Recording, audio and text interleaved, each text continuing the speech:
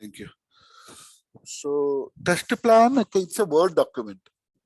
Test plan is a Word document which generally going to be designed by test lead or test managers. Okay, it helps in the to find the approach, okay, or the estimations or the scope of testing. It acts as a roadmap for the entire testing activities. In a simple words, it acts as a roadmap for the testing activities. So test plan again contains introduction of the test plan. Okay, it gives a high level introduction. What is this about? Okay, the document. Okay, they might be telling. Okay, this is a test plan document which helps to uh, which helps in understanding or testing these project, something like that. They'll have an introduction of the test plan. Project or product overview. They will give what is the product or project that we are working, what is the application that we are working, what is the software that we are working. For example, if we take our application, so the introduction will be, okay, this is a test plan, okay, which helps to the team to identify the scope, approach, and resource and schedules. Okay, that is what in high level you'll write about the what is the document is about. Then project or product overview. In that you will write, okay, this is a huddle rise application, huddle rise ticket booking application, where okay, this application will help the user to book a ticket. Okay, and in this application there will be some coupons that will be given to the user. Based on the coupon and okay, availability or okay, their condition, user should be able to apply a coupon and get the discount. Something like a high level description that we are going to give about the project. Items to be tested. Okay, we are going to tell, okay, which are the things that we are going to test as part of our thing. So for example, so in this, okay, in this current okay, requirement, what we got, okay, we got okay, login page, we got home page, okay, we got ticket booking page, we got discount page, and okay, check, okay, this is what the details that you have in scope of testing, right? Okay, items, okay, in scope of testing or items to be tested. That's how it will be. So we will generally describe even items not to be tested also, we are going to specify. So items not to be tested is something, okay, like payment is not in scope. So something like that, okay, you write them, okay, in clear that, okay, what is that you are going to test, what is that you are not going to test. Okay, test levels, actually levels of testing. We have discussed levels of testing. What are the levels of testing? Unit testing, integration testing, system testing, and user acceptance testing. So for each, sorry, any question? Okay, for each testing level, okay, we have entry criteria, exit criteria. This is very important. Okay, so you might get this entry criteria, exit criteria as one of the question in your interview, but wherever it is there, okay, for example, to have a unit testing entry criteria, what we will be doing,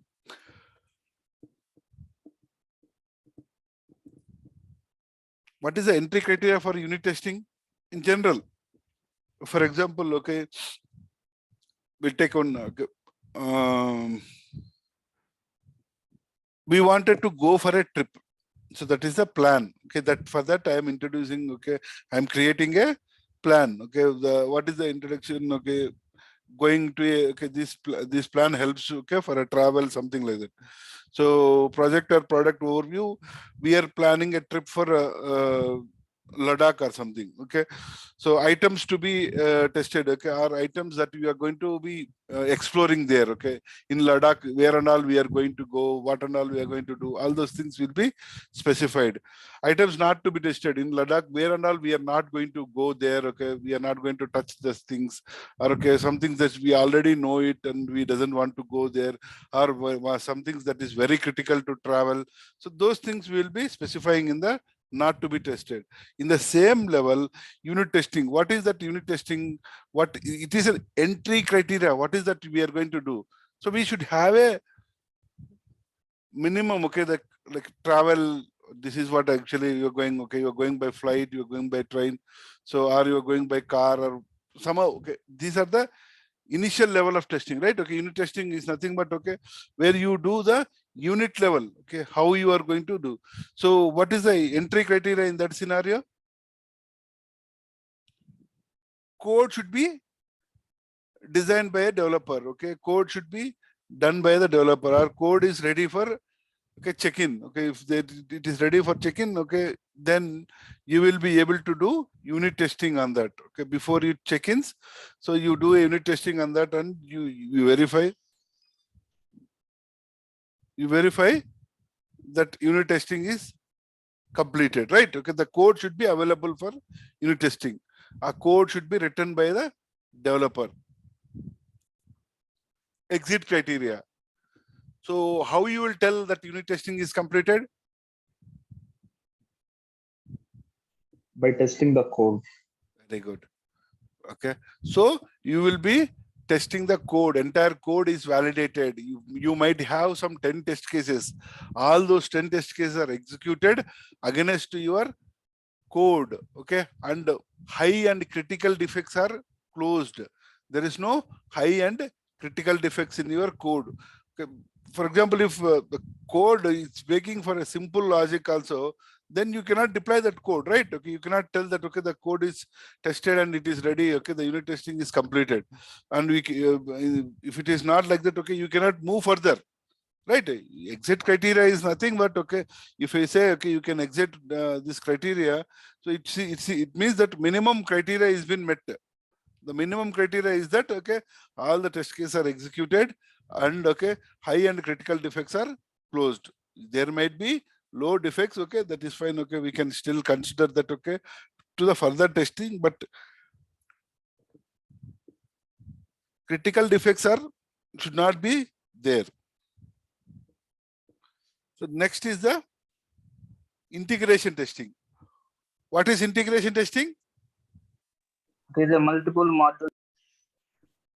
Very good. Multiple modules. Testing the application when two independent working modules are integrated. Very good. Very good. Excellent. Ramakrishna?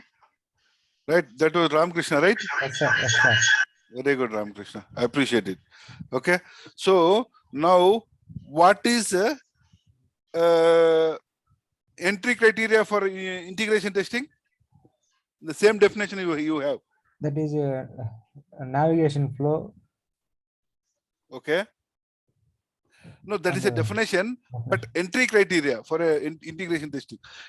So if I am telling, okay, tomorrow, Ramakrishna, you have to start integration testing. What is that? Okay, it is required for you. Yes, sir. What is that? It is required for you. Two independently working modules are integrated. The multiple modules are, if it is integrated, then it is ready for integration testing. So if independent modules are not integrated, then you cannot do integration testing. So the entry criteria is nothing but, okay, the application should be, okay, having a multiple modules, and modules are integrated. Okay, they have been integrated. If that is integrated, then you can start your testing.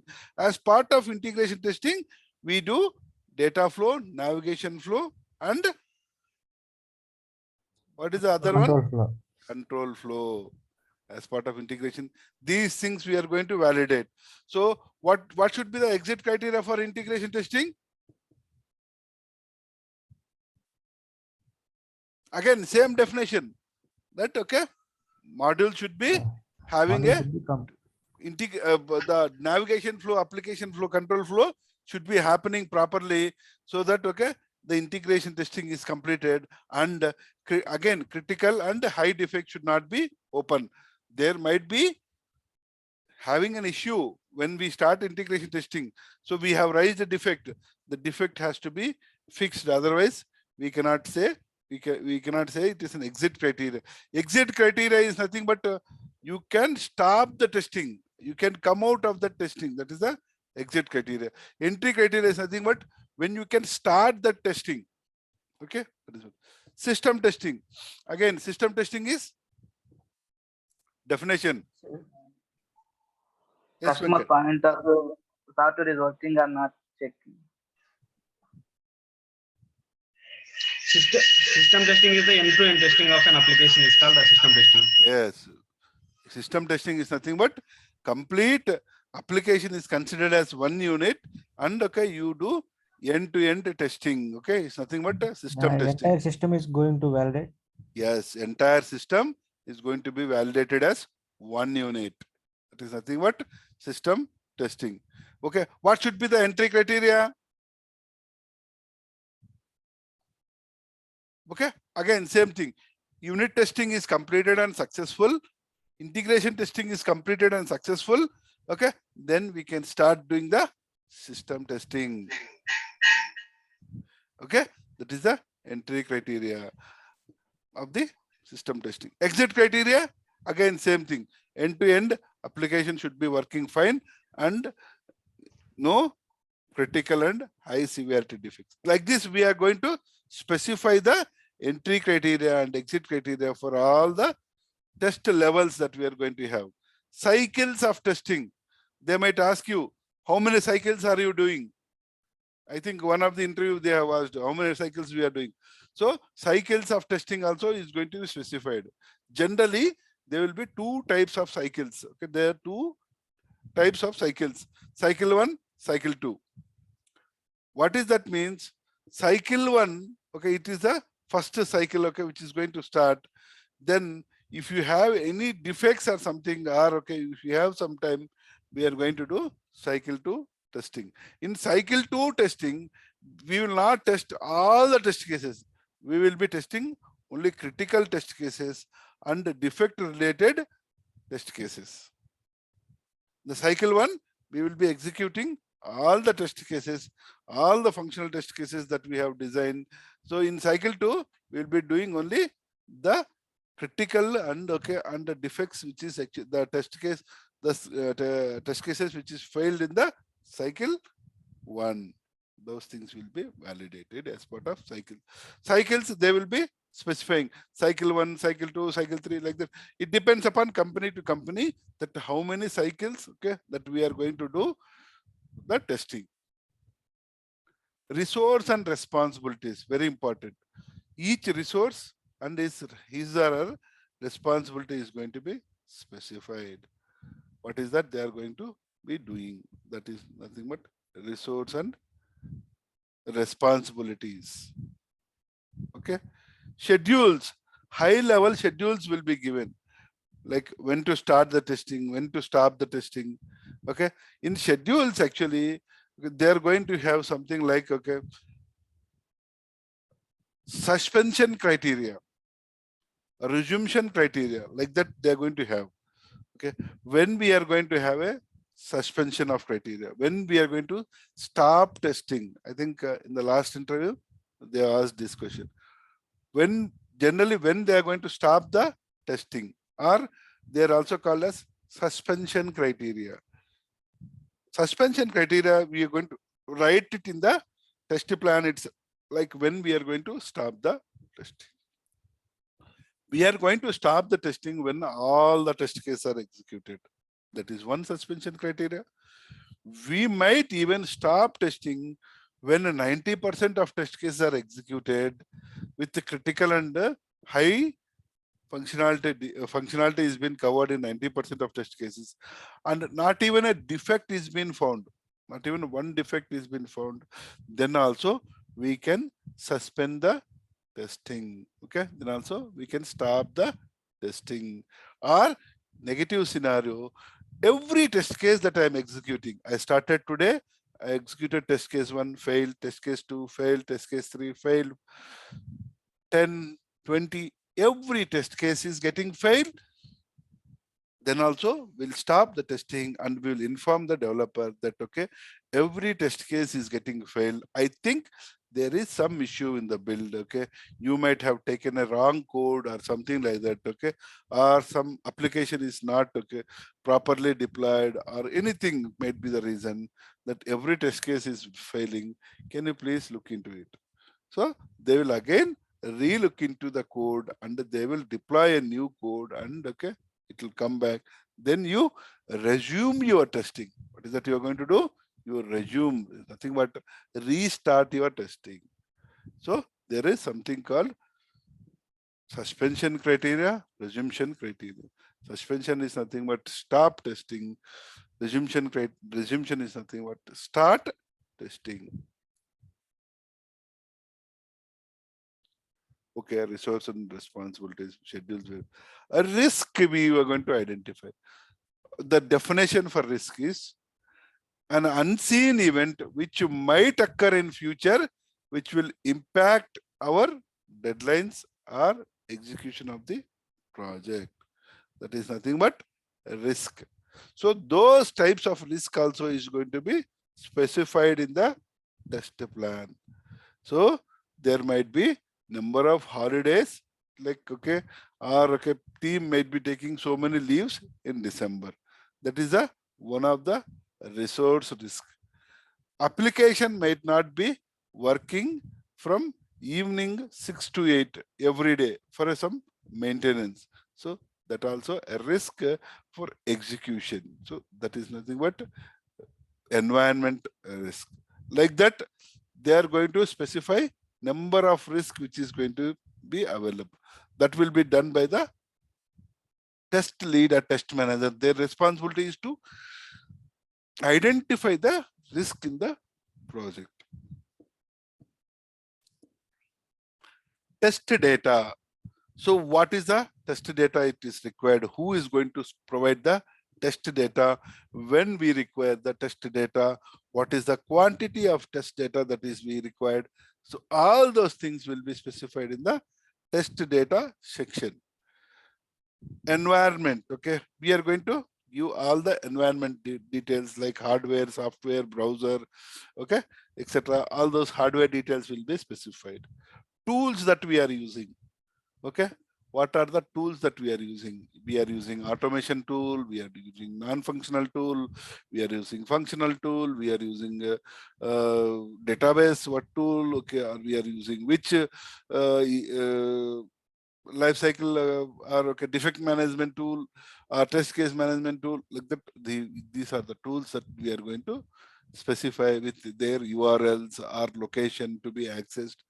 So something like that we are going to give. Finally, we are going to specify the test deliverables. What are the test deliverables that will be done as part of our testing? Okay, test deliverables will be, first thing is test plan.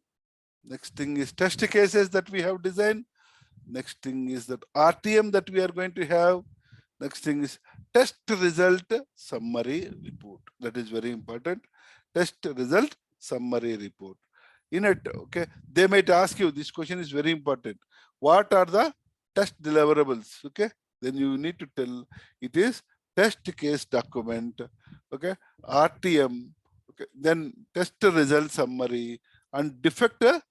In the test result summary, we are going to give defect index or okay, defect related okay, details.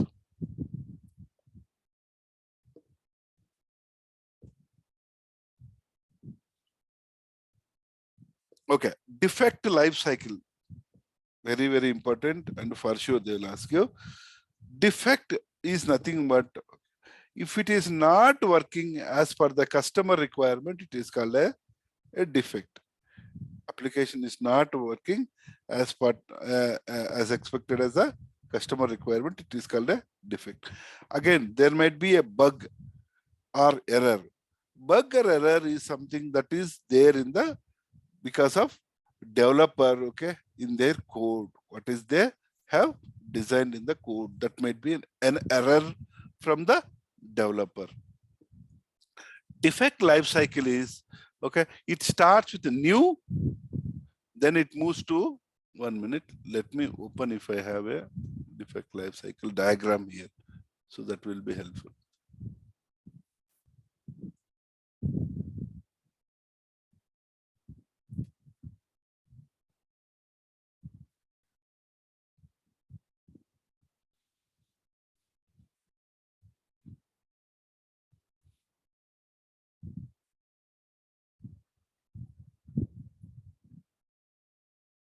I have the diagram. Let me share with you.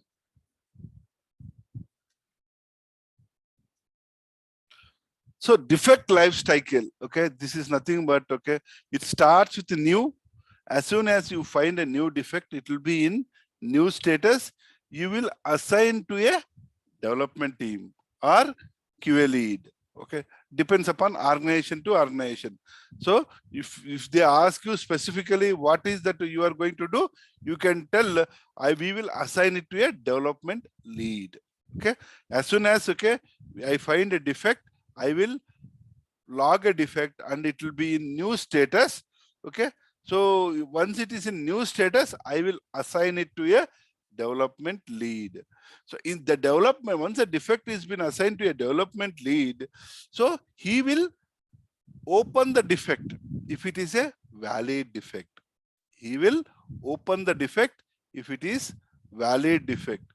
If it is invalid defect, he will reject the defect. If it is invalid defect, he will reject the defect. It might move to deferred status or duplicate status. Deferred is nothing but postponing the defect. Okay, they might ask you why they will why you defer the defect. That is a damn sure question. Deferred, okay, if it is not critical to be fixed in this release, in that scenario we might defer the defect, or we are expecting a new requirements for the defect related thing, then also we might defer the defect. There might be so many scenarios, okay, that it will be deferred. So who is going to take the decision? Will you be able to make the deferred the defect? No, it is a development team or the QA managers or, okay, BAs. Those people will be making it to a deferred status because they know that, okay, it is not critical or it is not coming into the current release. Okay, so it will be deferred. Duplicate. Morning 10 o'clock, Ramakrishna has raised one defect.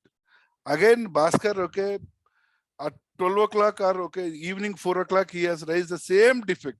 Then what it will be happening? It becomes a duplicate defect. So the second defect what Bhaskar is raising, it will be a duplicate defect. So it will be assigned, okay, well, if it is a, well, if it is in assigned, okay, if it is a valid defect, they will put it into open. Once it is open, developer will fix it. Once it is in open status, developer will fix it. If it is fixed, QA will retest it. QA will retest it. If retest is successful, they will close it. Retest is successful, they will close it. There is small doubt. Go. Retest is once we will retest. No, after that, then again failed. If you are in the What we same can do? room, if you are in the same room, okay, can you? The other person should be muted. We are getting echo from you. Now go ahead. Once we retest, no. Okay, once we retest, After that failed. Then how it's testing process? okay, you mute yourself. I'll tell you. Okay, the Bhaskar question, if I am understanding correctly, so retest is been done and it is closed. Okay, now again you have a same defect, what it will happen, right? Or, okay, if retest failed, what it will happen? If retest fail, you will reopen the defect and it will again go to assign. So it will be having the same cycle. If retest is successful and it is closed, again if you have a same defect, do you reopen the defect existing or do you create a new defect? Again, generic practice is that create a new defect, because the reason might be a different reason why the defect is coming. So first defect might be the root cause one. Second, when it is coming, it might be a different root cause. So you have to raise a new defect. Okay, or, okay, again, if process in the current organization, if they follow to reopen the defect, that is also a valid value, because it might be because of same defect that we are having again thing. But but general good practice is that you open a new defect, give a reference that, okay, we already have defect 1, 2, 3 with the same scenario. It is failed and it has been fixed and it is closed now. So you can give the reference of the existing closed defect also, but generally we open a new defect. In the first stage, okay, when you have opened a defect, a new defect, and it moves to assign, if it is a valid, it will be moved to open status. If it is in open, developer will fix the defect. If it is in fixed status, QA will retest the defect. If it is working as expected, he will close the defect. Okay, if it is in the retest, if it is failed, he will reopen the defect. Maybe this arrow, we kept it in wrong place, but it goes from retest to reopen status if it is not working, if it is failing again in the retest. Any other questions? Very important, damn sure, okay, that you get this question. 100% you get this. Who is going to take the responsibility of this? Defect life cycle, who's responsible? Very good. Yes. So this responsible is when it is in new status, it is your responsible to move to assigned status. Once it is in assigned status, the development lead or QA lead's responsibility to analyze the defect.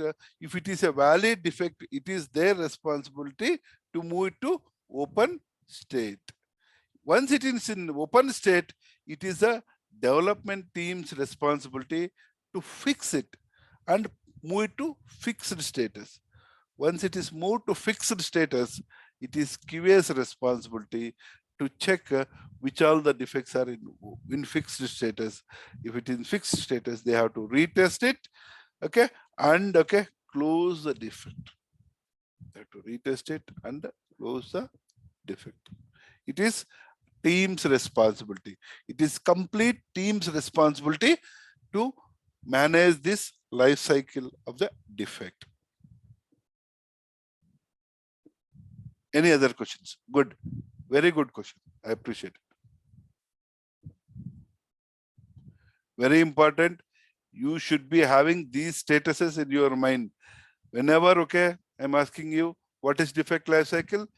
When it is a cycle or it is a process where the defect will be flowing, okay, from end to end, like from defect found to end of the defect, which will go in a different stages. Like as soon as I found a new defect, it will be in new status.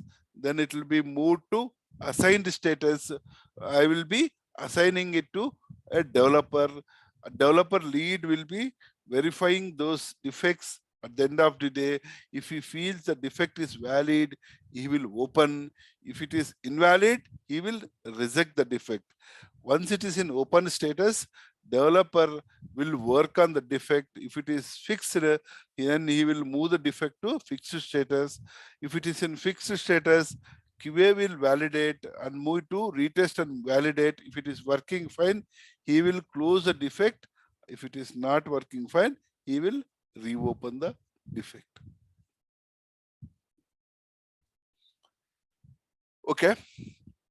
Now, since we are discussing about defect, there is something called defect severity, defect priority.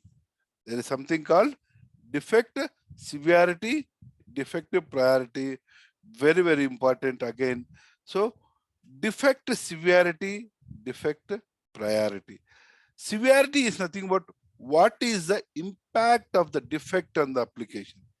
Severity is nothing but what is the impact of the defect on the application. Priority is nothing but how soon the defect has to be fixed.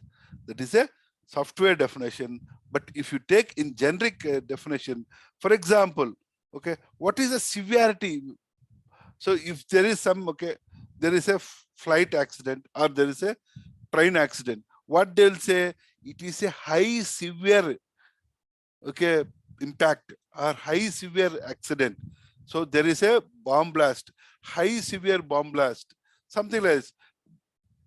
See, there might be a bomb blast, but no impact.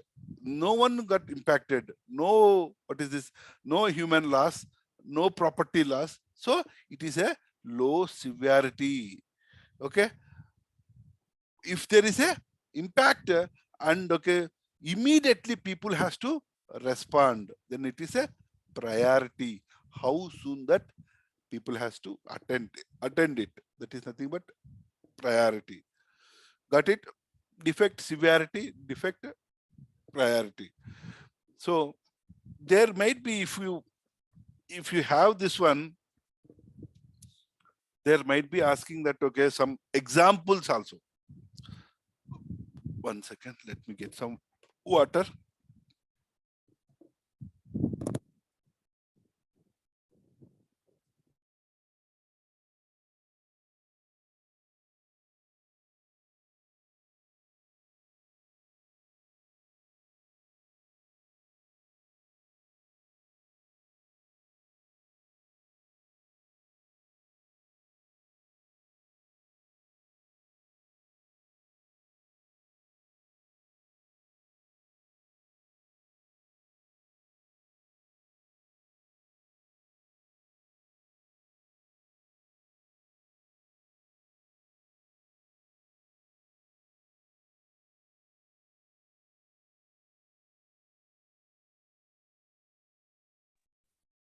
Okay. So there might be again, okay, a defect severity and priority. If someone is asking you, they will ask you an example of high severity, high priority. High severity, high priority. For example, if you are unable to log in into the application, if you are unable to log in into application, you try to open a Flipkart application, you gave your user ID, valid user ID, valid password, you click on login button, you are getting page cannot be displayed message. What is the severity? What is the priority? Team? What is the severity? What is the priority? Severity, like how seriousness the bug should be Correct, fixed. correct. So it is a high, severe, high priority because it is going to have impact on the business. It is going to impact on the revenue. So it is going to impact on the customer. So much of things are there. So it is high severity. Priority, when it has to be fixed, it has to be fixed immediately. It has to be fixed immediately. You are able to log in into application, and okay, you saw the when you are searching for iPhone, okay, you are getting iPhone results, but even Samsung results are also coming up. What is the severity? What is the priority?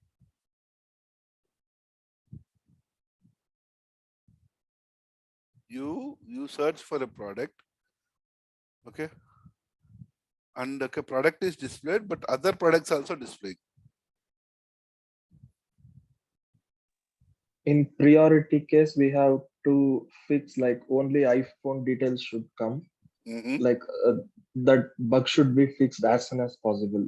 Very good. In severity, like the same, the iPhone details has to come, like the seriousness of the bug or defect. So when you are searching for iPhone, what is the basic functionality of iPhone search functionality? It should only display search results, but you are getting even other okay mobile details. Okay, in that scenario, it has to be fixed immediately because it might mislead the customer. Okay, what is the severity? So severity might be medium severe because it doesn't have any impact on the application. So you log in into Flipkart. Flipkart name is displaying incorrect. What is the severity? What is the priority? Ramkrishna, you logged into application.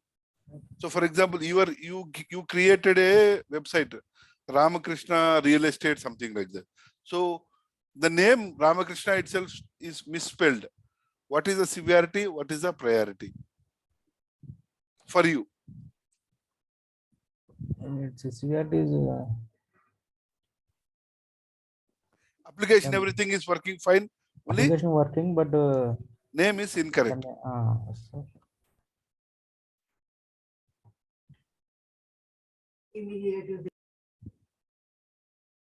Go ahead, Ram.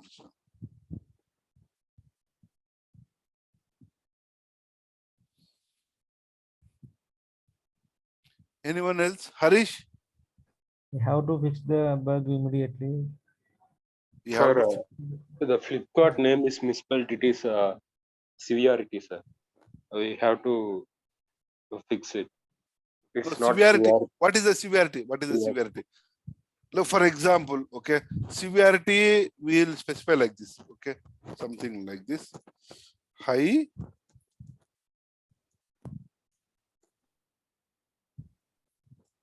medium, low. These are the three things.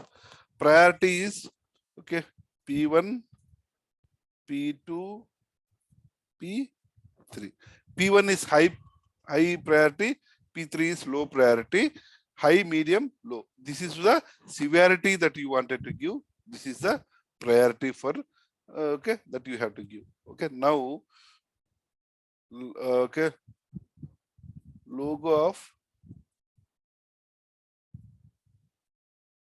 is incorrect.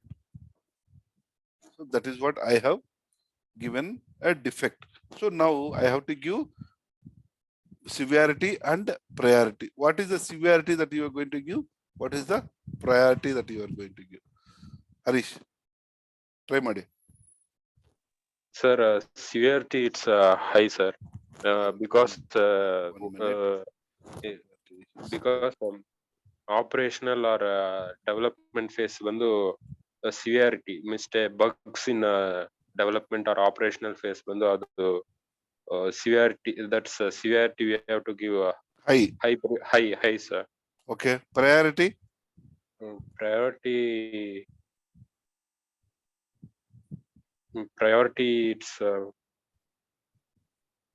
P2 or P3. P2 or P3. We'll take P2 for now. Okay. Okay. So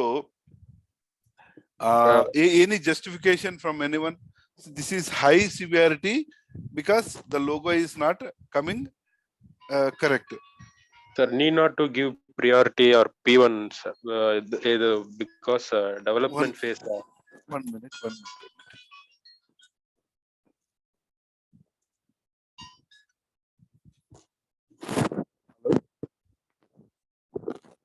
Yes, it is valid.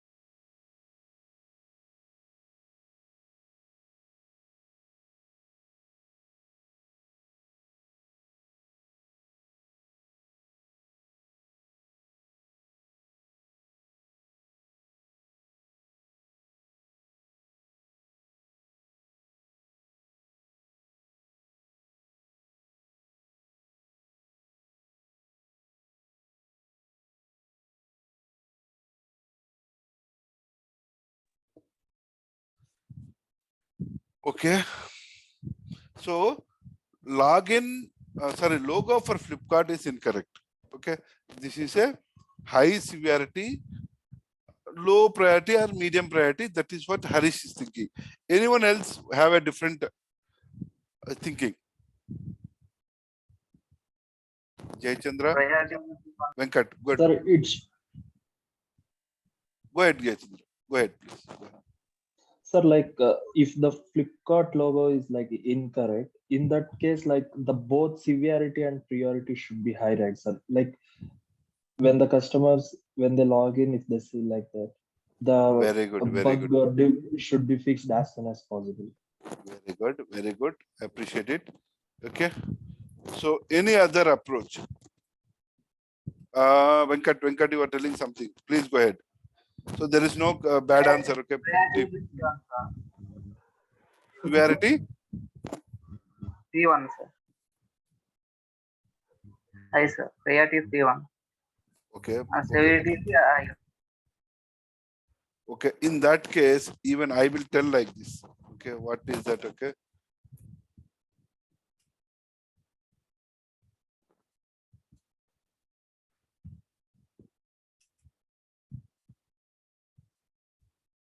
Low and P3. Is it correct? Can we justify it? No, sir. The Flipkart is the logo is important, sir.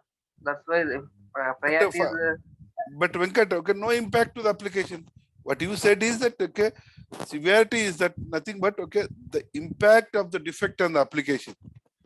Okay, when the impact is something which you cannot work. Okay, for example, there is a accident to a person, the severity is high. That means the person cannot walk or person cannot live a normal life. Okay, severity is low.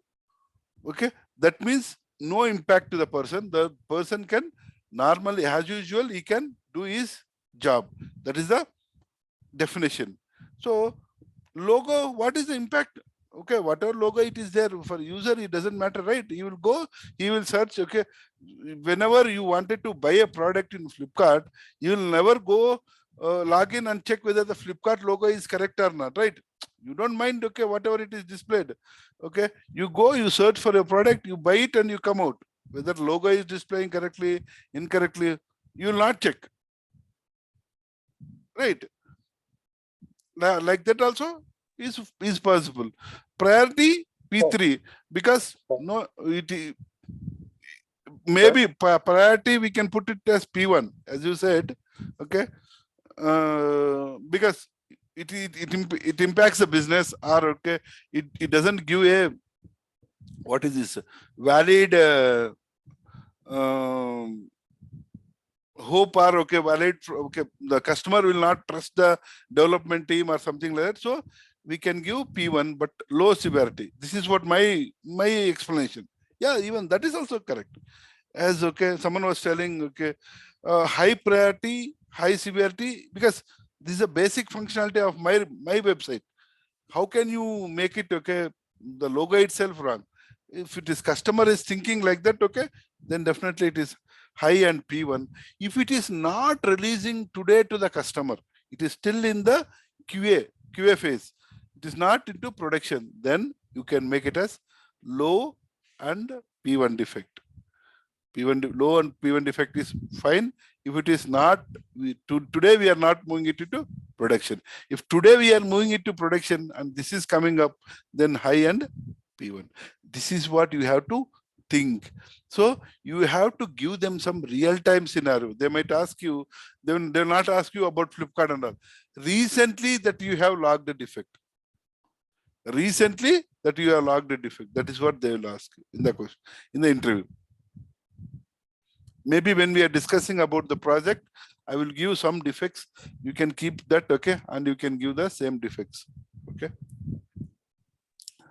So, yeah, go ahead, Sorry. please. Sir, severity and priorities changes are it's constant, sir. Because very good question. Very good from question. Client or customer side, we have one severity and priority. From our side, it changes, right, sir? So we have two cases here, or it's constant for everyone. Very good question, Harish. I appreciate it. See, the priority, it is going to be defined by a developer. Severity, it is going to be defined by a tester. Severity, you know that what is that severity of that defect on the application. Priority, when it has to be fixed, it is a development, okay, stake on that. Okay, they have the hold on the priority. But when you log a defect, you give both the things. You give priority, you give severity. Like okay, Harish was asking, it is not constant. It can be changed. Where it will be changed is that okay, come back here. I think you are not able to view this. Let me share it again with you. Here is a place where defect triage meeting is going to happen. In the assigned status, once you have a new defect, you put it into your assigned. At the end of the day, there will be a defect triage meeting which is going to conducted, okay, where business will be there, development lead will be there, QA lead will be there, or even testers and developers also can join that meeting. They will discuss each and every defect. They will, okay, for example, if QA lead, if I am a QA lead, I will open the tool, ALM, whatever it is, Jira, ALM, whatever it is there. I will say, today we have, my team has raised 10 defects. Okay, defect 1, 2, 3, first defect. Okay, it is something called unable to view the logo properly. Okay, that is a defect 1. So team has given, okay, like how Harish, for example, take Harish, high severity, high priority, team has given that logos. See, if you say high severity, high priority, that has to be fixed immediately. Okay, you cannot keep high severity, high priority defects open for a longer duration. So in that case, what they'll do, we are working on critical functionality something. So this is a logo which is not having impact to the application. So can we make it into severity low and priority B2? So who is making that?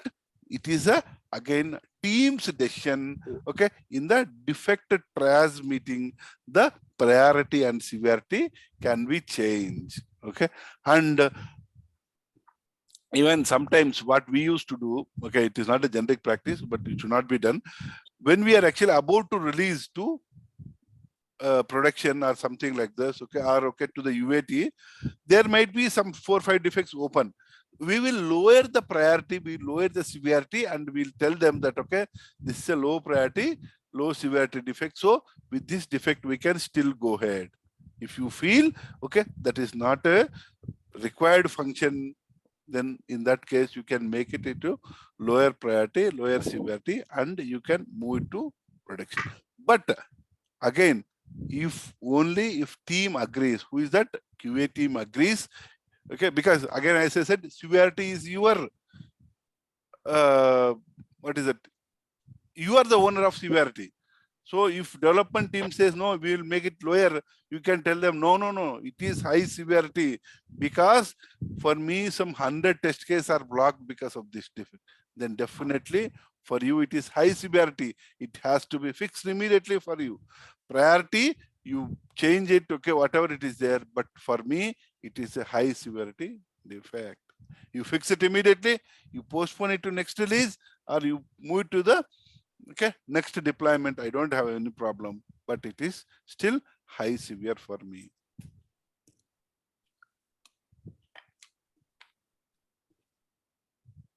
Good. Any other questions?